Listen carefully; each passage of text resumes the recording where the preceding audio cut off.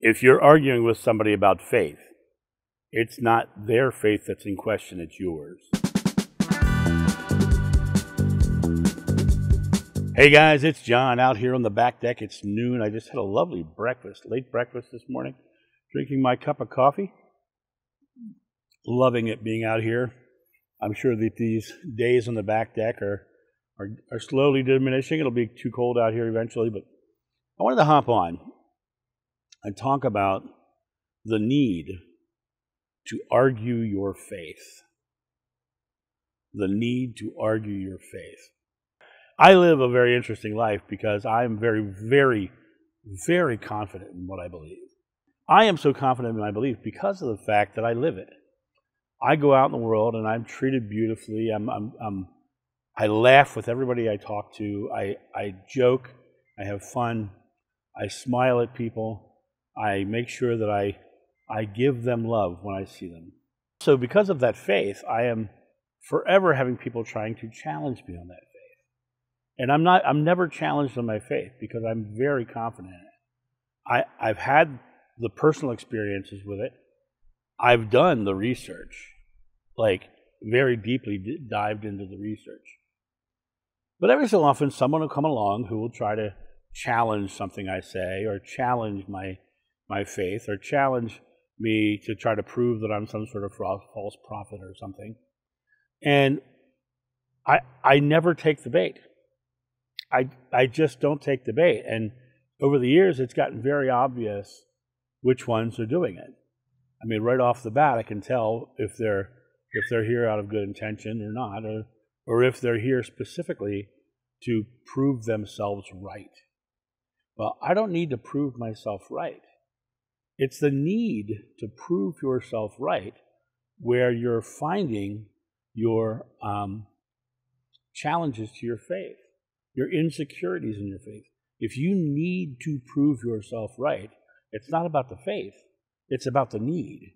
And you're pushing yourself, your beliefs on other people in a way to say how wrong they are and how crazy they are and all this stuff. But I'm going to pull out my mathematical equation again here.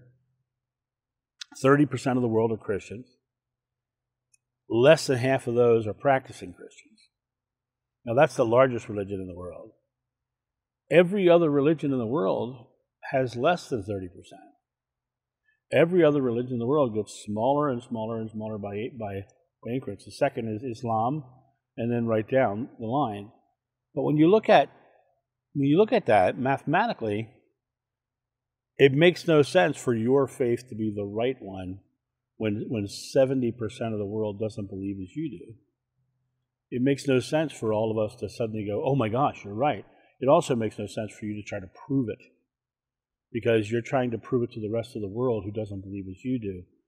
But this is the detriment of religion, because religions tell you what you have to believe, and within that religion you can't deviate, especially Christian religion, because Christian says that Jesus was the Son of God, right? And there's a specific quote in the Bible that everyone always throws around. It's from the book of John, believe it or not. They say that somebody asked Jesus directly, is he the Messiah?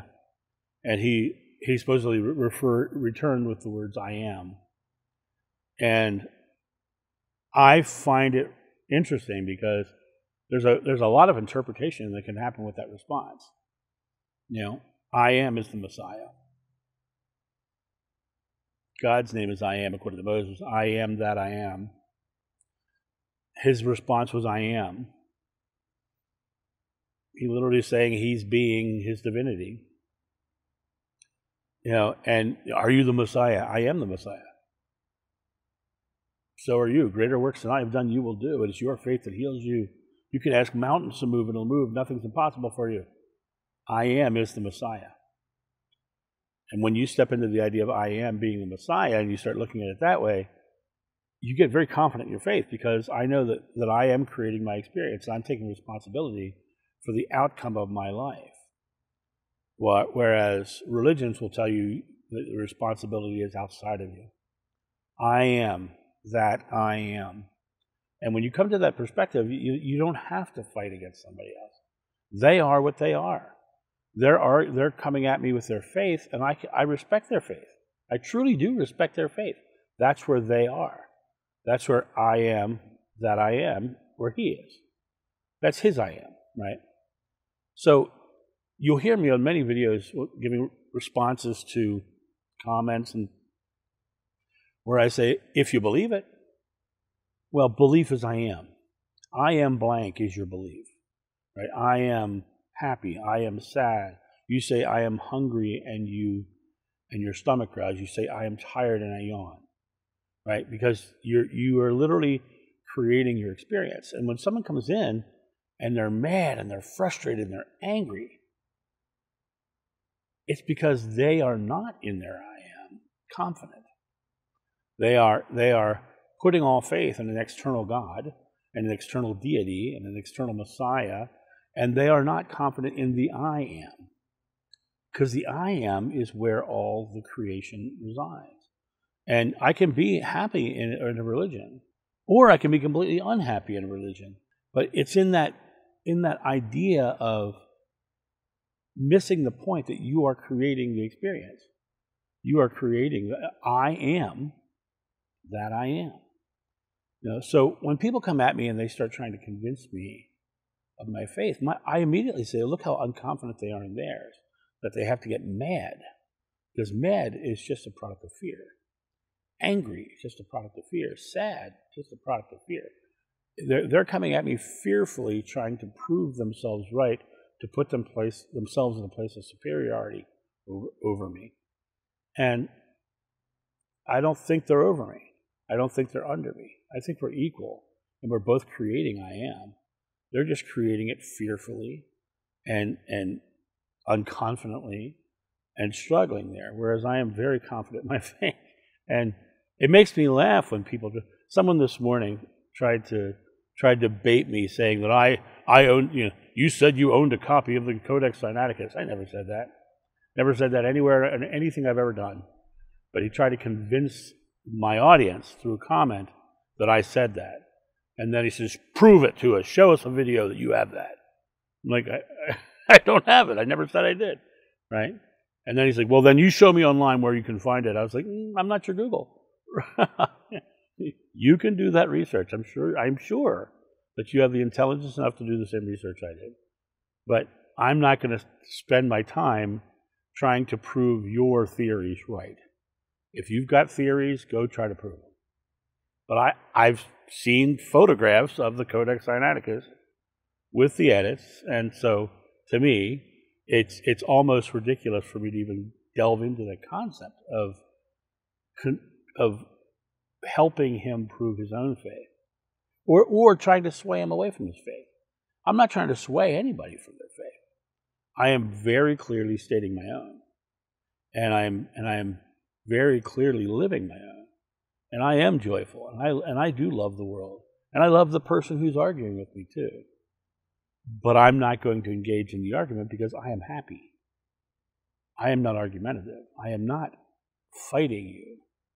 I am living a joyful life, and why would I waste my precious present moment on arguing with you to make you feel better about your faith? That's your job, not mine. My job is to live my own faith. And I'm not asking you to take my faith. But I am going to put my faith out there because it seems to be resonating with a lot of people.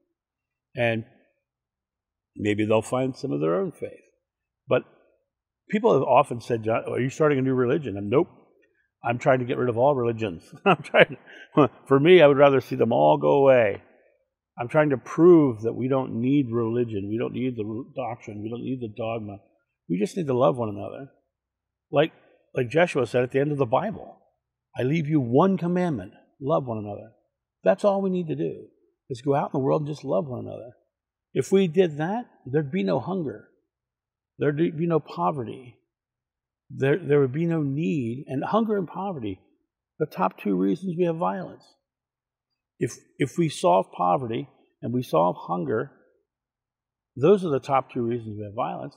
And then we get rid of the third one, which is religion. Right? That's the next thing in line that is causing the most violence. Poverty, hunger, religion. Get rid of those three. Boy, the world changes. Get rid of the power of money. That's a big one too. Get rid of those things. Make everything equal. The utopian society of Star Trek's an interesting thing because they got rid of poverty, they got rid of the need for money, they got rid of the need and for all these things. And the people of all faiths are very openly talking to each other and not saying you have to believe as I believe. You watch that show, I'm a fan, I admit it. But you watch that show, they are literally creating it now. And I hope, just like the original Star Trek series, that things from that start to trickle into society, because a lot of the technologies and things from that have now come into our normal thing, our normal life, our cell phones. That's just our communicators, right? So things have really started to come into that world, and I think that putting out that into the psyche of humanity, that we can have a world without poverty and hunger. We can have a world without struggles between religions. We can have a world where money isn't even an issue because there's no such thing.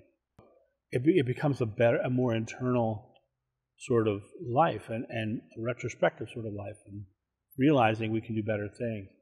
But if you're trying to argue, it's not because you're creating something better. It's because you're trying to be right. It's about your need to be right rather than their faith being wrong. I'm not going there with you. And I am very, very confident in my faith. And I hope someday that you'll come to a place where you can be truly confident in yours. And you guys have a great day, and I'll talk to you soon. See ya.